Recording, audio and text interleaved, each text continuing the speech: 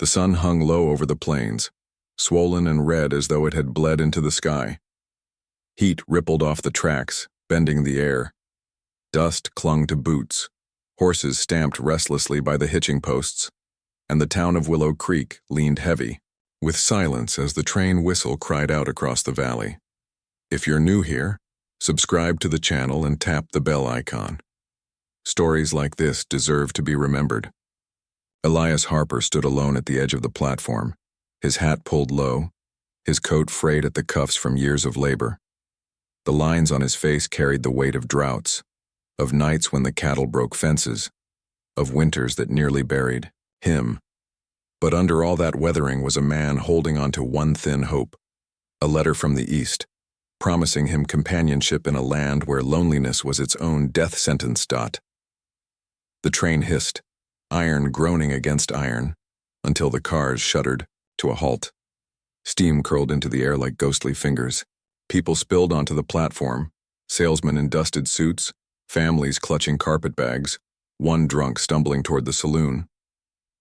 Elias kept his eyes fixed on the passenger steps. He expected one woman. Instead, 3 descended. The first, tall, shoulders squared, brown hair pinned back in a no-nonsense knot, gripped her bag like it was a weapon. Clara.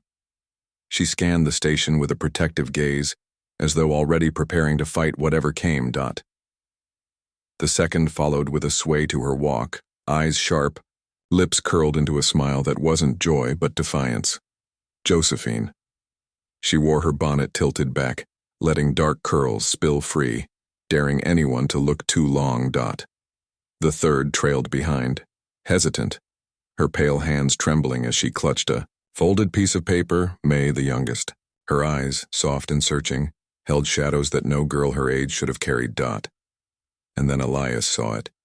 In each of their hands, the same letter he had written, his name inked at the bottom, his ranch described, his promise, copied threefold. The murmurs began at once. 3 of them, Lord have mercy, the Harper man's gone and ordered himself a whole harem.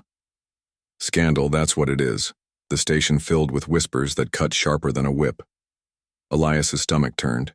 He removed his hat, ran a rough hand over his jaw and stepped forward, feeling the eyes of the whole town pin him to the boards of that platform. Clara spoke first, her voice steady. Mr. Harper, I am your bride. She held out the letter like scripture. Josephine laughed under her breath. Don't listen to her, mister. She's always trying to steal what's mine. I'm the one you wrote to. You said you wanted a woman. Who could make a home, who could stand beside you? That's me. Elias's jaw tightened. He turned to May, who said nothing. She only lifted her letter, hands trembling, and for the briefest moment he caught her eyes. Eyes pleading. Not for love, not for possession, but for refuge. The gossips pressed closer. A boy ran off shouting to the sheriff. A saloon girl giggled behind her fan. Elias cleared his throat. His voice was low, gravelly, but carried. One bride I sent for, and yet here stand 3. Clara squared her shoulders. We are sisters, and we are here. That is what matters. Josephine leaned in, smile sharp as broken glass. So which of us will you take, rancher? Elias felt the ground tilt beneath him. He thought of the long winters, of the silent nights when the coyotes howled and he had no voice to answer. He thought of the letter he had written in a rare moment of weakness, inked with longing and desperation. And now that longing had tripled, twisted into scandal. The sheriff's boots thudded on the platform. Harper, he drawled. Looks like you've brought a storm on yourself. You can't take 'em all in, folks won't stomach it. Elias met the sheriff's gaze, then looked back at the sisters. Clara's defiance. Josephine's provocation. May's trembling silence. He knew leaving them here meant ruin. They had no kin in Willow Creek, no protector, no chance. His jaw worked as he pulled his hat low again. They ride with me, the crowd gasped. The sheriff spat tobacco into the dirt. You'll regret it, Harper. But Elias stepped off the platform, took Clara's bag from her hand, nodded for the others to follow. The sisters trailed him like shadows, their boots clicking against wood, before sinking into the dust of the street. The rancher had come to claim one bride. Instead, he rode out with 3. And as the train whistle wailed behind them and the gossips scattered back into the saloon light, Elias Harper knew his quiet life on the prairie had just ended. Forever. The prairie stretched endless, burned gold by the sun, the air trembling with heat. Elias rode at the front, reins tight in his hands, the 3 sisters following on a borrowed wagon. The dust they kicked up drifted behind them like a storm cloud, chasing their heels. The town had watched them leave with eyes sharp as knives. Men muttered at the saloon doors, women shook their heads outside the mercantile, and the sheriff leaned on his post with folded arms, letting his silence condemn Elias more than words ever could. One rancher with 3 women, it would feed gossip for months. But Elias's jaw had set like stone, and he never looked back. By late afternoon, the town faded into horizon dust, replaced by wide, empty silence. The ranch rose ahead, timber fencing, a barn leaning slightly from storm survived, and the house Elias had built himself, board by board, nail by nail, through winters when his breath had frozen inside his beard. The wagon wheels creaked to a halt. Clara was the first to step down. She stood squarely, surveying the land like a general planning a campaign. Josephine lingered, adjusting her bonnet, letting her eyes rove over the ranch with a smirk that held no warmth. May slid down quietly, clutching her skirts, gaze locked on the ground as if she feared it might swallow her. Inside the air smelled of cedar planks and smoke. Elias kept his home simple. One large table scarred by years of use, a fire that had burned low, a few books stacked by a chair, and the rifle resting above the mantel. He lit lamps against the dusk creeping through the windows. Shadows stretched, long across the floorboards. "This'll be your shelter," Elias said gruffly, "till things are sorted." "Shelter?" Josephine laughed, bitter. "We came as brides, not boarders." Clara turned sharply. "Enough." Her eyes flicked to Elias, steady and unflinching. "We are grateful, Mr. Harper, truly. You've done more for us than most would." Elias only nodded, though his eyes lingered on Clara a moment longer. There was steel in her voice, a kind of command he hadn't expected. As they unpacked, he noticed things others would miss. The way May winced when her sleeve slipped and revealed a dark bruise across her arm. The tremor in Josephine's hand when she poured water, though she tried to mask it with laughter. The way Clara checked the locks on windows as though she feared someone might come in the night. The ranch became their fragile sanctuary. Days passed under the high western sun. Clara helped Elias repair fences, her hands blistered but determined. She asked no favors, offered no complaint, working with the same grit as any ranch hand. Elias found himself watching her, not for beauty, but for endurance. The way she met hardship head on. Josephine spent her days near the corral, leaning on the fence, watching Elias with eyes that dared him to look back. She teased him when she caught him glancing her way, her words dipped in honey but carrying a bite. He kept his distance, yet the tension simmered, undeniable, dangerous. May drifted like a ghost through the ranch. She fed chickens, gathered water, but spoke little. At night, Elias sometimes found her sitting by the window, moonlight on her face, eyes distant. When he asked if she was well, she only nodded, though the silence in her gaze spoke louder than words. Conflict brewed like thunder. Clara claimed she was the rightful bride, the one who had answered his letter in earnest. Josephine mocked her, calling her a liar who twisted words for her own gain. May said nothing, caught between them, her silence sharpening the blade of their quarrels. One evening, the air heavy with heat, coyotes howled from the ridge. Elias lit a lantern, its glow spilling across the room as shadows clung to corners.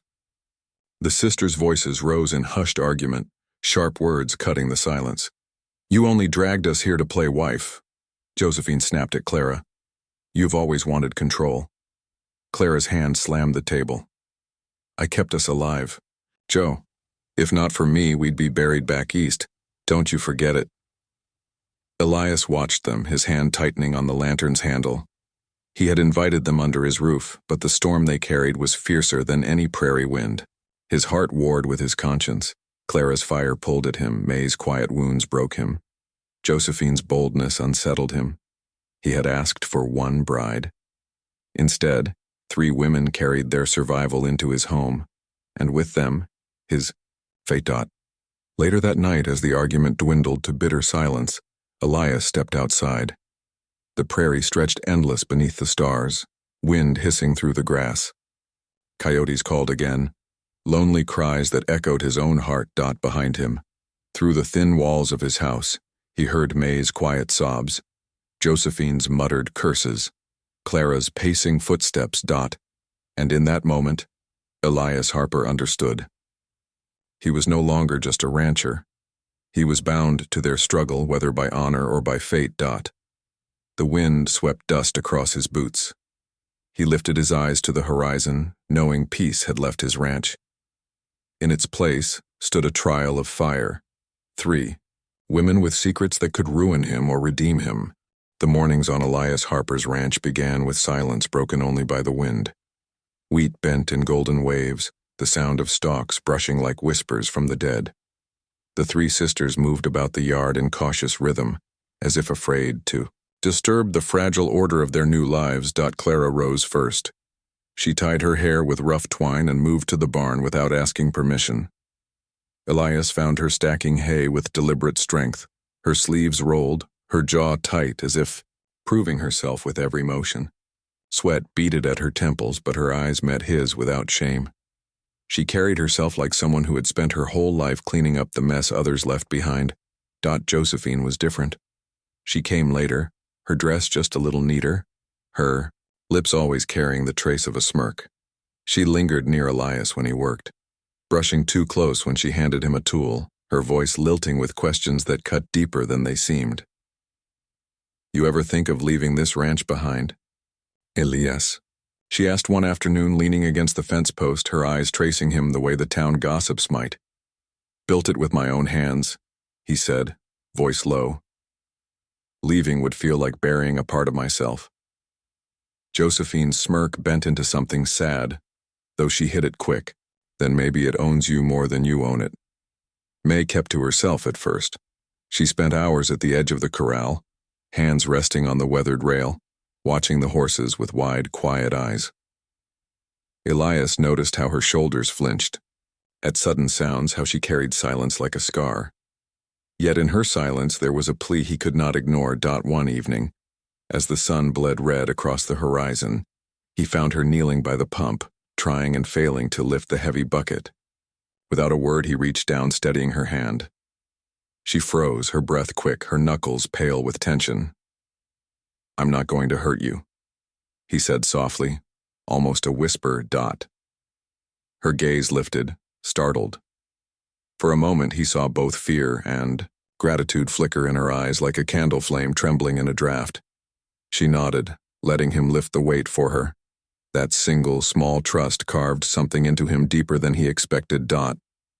At night, the ranch seemed to breathe with its own secrets. Coyotes cried in the distance. The lantern light flickered against rough-hewn walls. The sisters shared one room, their whispers carrying through thin boards, sometimes sharp with anger, sometimes thick with grief. Elias would sit at the table, long after the fire had burned low, staring at the wood grain, listening. Clara's voice was often stern, commanding silence, trying to keep order. Josephine's was sharper, dripping with accusations. And May? Her voice was almost never heard. One night, though, Elias caught fragments. "You can't keep pretending," Josephine hissed. "I'm not pretending," Clara snapped. "I'm protecting." Silence. Then May's trembling words. "Please. No more fighting. Not here." Elias pressed his palms against the table, guilt stirring in him like a storm.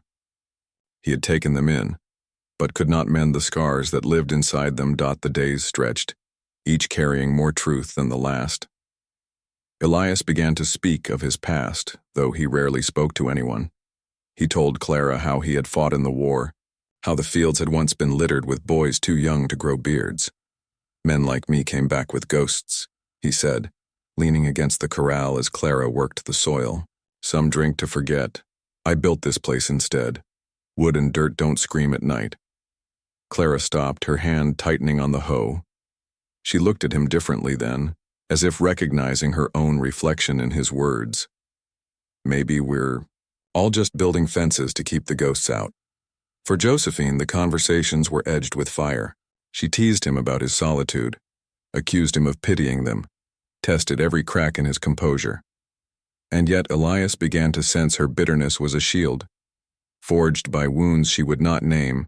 It was May, though, who reached him most deeply. She said little, but her silence invited honesty. When he sat with her beneath the cottonwood tree at dusk, words came easier than they should have. "My wife died 10 winters ago," he told her one evening, voice breaking like brittle wood. "Buried her out back by the creek. Thought I'd be done with hope after that." May's hands twisted in her lap. She whispered, "Hope doesn't die. It just hides." Her words pierced him. He turned toward her, the setting sun painting her face with gold. For a fleeting heartbeat, he wanted to reach out, to brush the hair from her brow, to confess the warmth growing unbidden inside him. But he held still, honor binding him tighter than rope. The fragile peace of the ranch held, though it trembled with every passing day. The wheat bent in the wind, evenings hummed with crickets, and in the silence between, emotions smoldered like coals buried under ash. Elias knew the time would come when choice could no longer be delayed. Clara's strength called to him, steady as iron. Josephine's fire burned at him, daring him to fall. And May's gentleness broke him open in ways he could not name. One night, as the sky spilled with stars, Elias stood at the edge of his porch. The lantern behind him flickered. In the yard, May stepped quietly into the moonlight, her bare feet brushing the dust, her eyes lifting toward him with something both fearful and brave. The wind carried the scent of wheat and the low howl of a coyote. Elias felt the pull of everything unspoken, the weight of honor, the ache of loneliness, the raw, dangerous beauty of wanting what he might never have. The fragile peace was a bond, but bonds, like fences, could break. The storm rolled in sudden and merciless, dragging dust across the prairie like a funeral shroud. The sky cracked with lightning, thunder shaking the rafters of Elias Harper's ranch house. Inside, the sisters huddled around the lantern, their faces lit by its trembling flame. Elias stood near the hearth, jaw set, arms crossed. The unease that had simmered for weeks now pressed against him like a weight. The sisters' eyes shifted nervously, each carrying a secret that filled the room thicker than the storm outside. It began with a slip. A name on Josephine's lips. That didn't belong in their story. Elias caught it. His eyes narrowed. "What did you just say?" he asked. Voice low, dangerous in its calm. Josephine froze, then laughed too quickly. "Nothing that matters." But Clara's hand tightened on her skirt. May's head bowed, shoulders trembling. Elias stepped forward, boots heavy on the wooden floor. "I've given you shelter, food, safety, and every day I've asked myself why 3 women carry the same letter written in my hand. That letter was meant for one bride. One. So tell me now." His voice rose, thunder punctuating his words. "Which of you is lying?" The lantern flame jittered, casting long, warped shadows. Josephine's defiance snapped first. "We forged them." She spat, her words sharp as broken glass. "All 3 of us. Do you think we had a choice? Do you think a man like you would have answered a letter from girls like us if we told the truth?" Elias staggered back a step as if struck. The betrayal pressed cold against his chest. His voice dropped to a growl. "So none of you was meant to be here?" "No," Josephine said, chin lifting, eyes wet but blazing. "But better a lie that carried us west than the truth that would have buried us east." Clara surged forward, her voice breaking. "Don't you dare lay it all on her. I told them we had to do it. It was me. If blame's to be had, I'll carry it." "And why?" Elias's voice thundered louder than the storm outside. Clara's lips parted, but her strength faltered. For the first time since she stepped off the train, Tears broke through her iron mask. Because back east, we were dying, our stepfather, her voice cracked. He beat us, starved us, worked us till our bones near broke. When he turned his eyes on May, her words trailed, choked. Silence swallowed the room. May's hands clenched in her lap. Slowly, she lifted her sleeves. The lantern light revealed pale scars, long, cruel welts carved across her arms. Elias's. Breath left him in a rush. He had seen wounds like that on soldiers, but never on a girl barely grown. His chest tightened, fury and sorrow warring inside him. May whispered, voice barely audible above the rain. That's why I don't speak much. Words never saved me, silence was safer. The confession hit harder than a bullet. Elias turned away, pressing his hand against the mantel as though steadying himself against the tide of rage rising in him. They had lied, yes, but desperation had driven them, and now knowing the truth, he saw them not as deceivers, but as survivors. Still, the wound of betrayal burned. You should have told me, he said at last, voice hoarse. You should have trusted me. Josephine's laugh was bitter, broken. Trusted you? A man? Forgive us if we've learned what trust in a man can cost. Elias turned, eyes blazing. I am not that man. The air crackled. The sisters stared. At him, torn between fear and fragile hope. Then Clara stepped closer, her face wet with rain leaking through the cracked window. We know. That's why we came. Because even in a lie, you were our last chance. The lantern flickered under, the strain of wind battering the house. Then, with a sudden hiss, it toppled from the table, shattering against the floor. Flames licked across the boards before Elias stamped them out, smoke rising sharp and acrid. The room plunged into half-darkness, lit only by the storm's violent flashes. Shadows warped the sisters' faces, every emotion laid bare. Guilt, fear, desperation. Elias's voice broke through the thunder.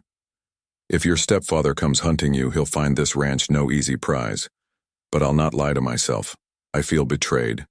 You've torn down the one thing I had left. My honor. Clara reached for him, her hand trembling. Then let us help you build it back.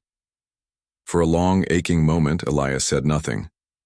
The wind howled, rain slashed against the shutters, and inside, 4 souls stood at the breaking point between trust and ruin. The storm finally ebbed toward dawn, leaving the air heavy with damp earth and the smell of smoke. Elias stepped onto the porch, the sisters watching from the doorway behind him.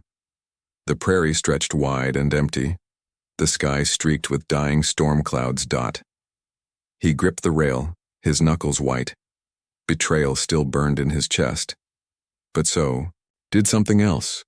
A grim, unshakable resolve. The sisters had not come to him in honesty, but they had come in need.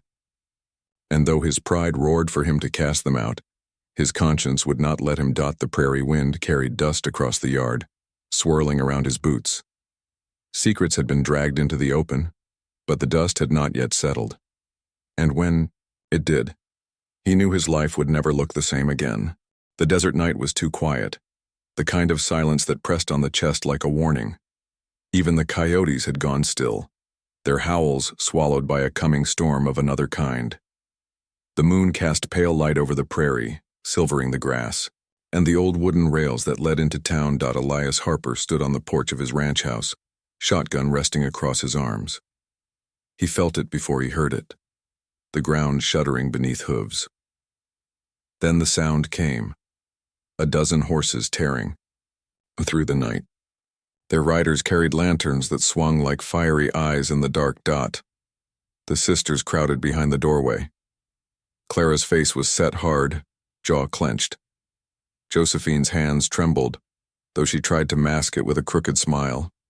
May clung to the frame, pale as the moon. Out of the dust rode the figure they feared most, the stepfather. A man thick through the shoulders, scar cutting across his cheek, cruelty etched in every line of his face. His hired men flanked him, rifles slung across their backs. He reined in his horse at the edge of Elias's yard, voice booming. Harper, you've got something belongs to me. Elias stepped off the porch, boots sinking into dry earth.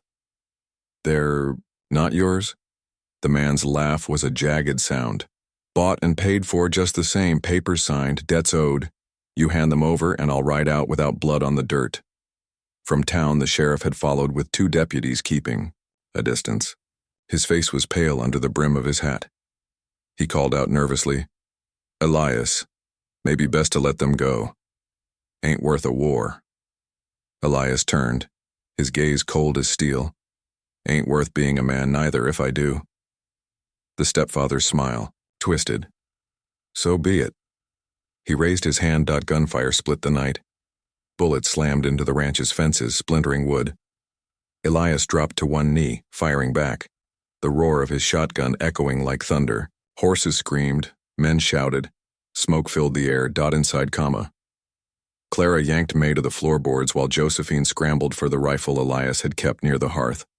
She loaded it with shaking hands, then crawled to the window. "Josephine, don't," Clara hissed. But Josephine's eyes burned with years of humiliation, of running. She pulled the trigger. One of the stepfather's men toppled from his horse into the dust. Josephine's hand shook violently, but for the first time her laughter wasn't bitter. It was defiant. Elias fired again, the blast tearing into another rider, but the stepfather's men pressed forward, surrounding the barn. Lanterns smashed against the wood, flames leaping high into the night. Smoke rolled, choking and fierce, turning the battlefield into a hellscape. Clara grabbed a bucket, rushing toward the barn despite the danger. "The stock!" she cried. But Elias caught her arm, dragging her back. "Let it burn," he barked. "Better the barn than your life." A bullet whistled past his ear, burying itself into the porch beam. Elias turned, but before he could fire, another shot rang out, this one from May. She stood trembling with Josephine's rifle braced awkwardly against her shoulder, tears streaking her face, but her aim true. The man who had nearly taken Elias's life fell back into the dirt, his gun clattering. Elias froze, staring at her. Little May, the silent one, the broken one. Now his savior. But there was no time to speak. The stepfather himself dismounted, stomping forward with a pistol in his grip. His eyes were wild, his voice a snarl. "You think you can take what's mine, Harper? You think you can steal my blood?" Elias leveled his shotgun. "They were never yours." The stepfather fired first. The bullet tore across Elias's shoulder, spinning him to the ground. The pain roared, hot and blinding. Clara screamed, rushing to his side. Josephine tried to reload, but her fingers fumbled. The stepfather loomed closer, pistol aimed straight at Elias's head. Then May moved, not with fear this time, but with a clarity that stunned even her sisters. She charged forward, swinging the heavy iron poker from the hearth. The blow caught the stepfather across the jaw.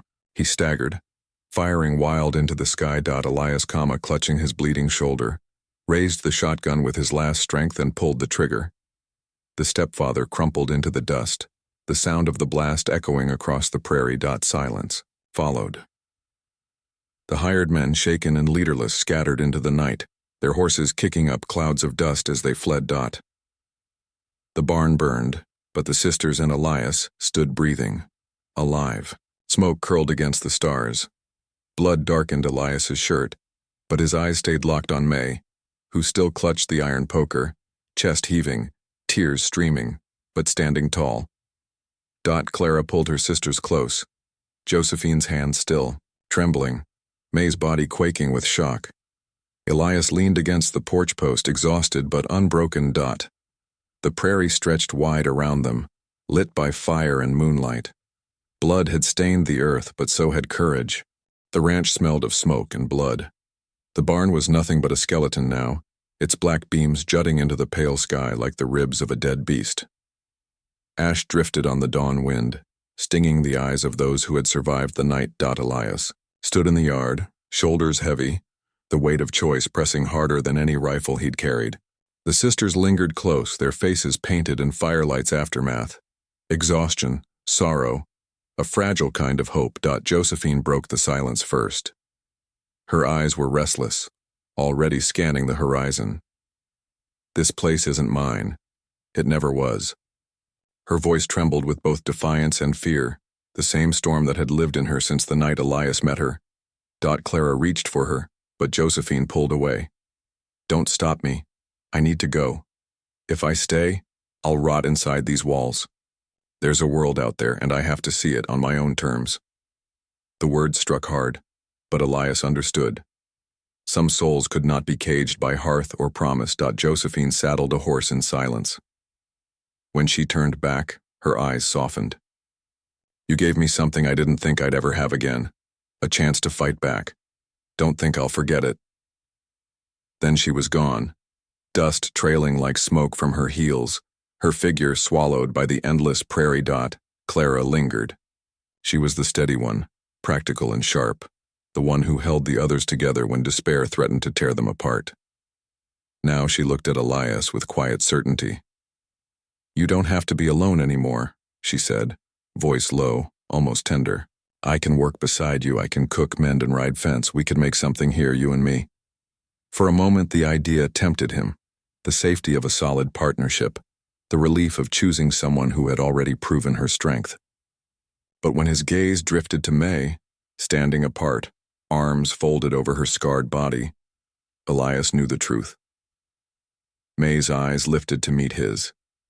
They were steady, though shadows lingered there. She had been the silent one, the one who had endured the worst of cruelty without words. But last night she had found her voice, not in speech but in action, saving his life when all seemed lost. Elias's chest tightened. It wasn't pity he felt. It was recognition. Her brokenness mirrored his own.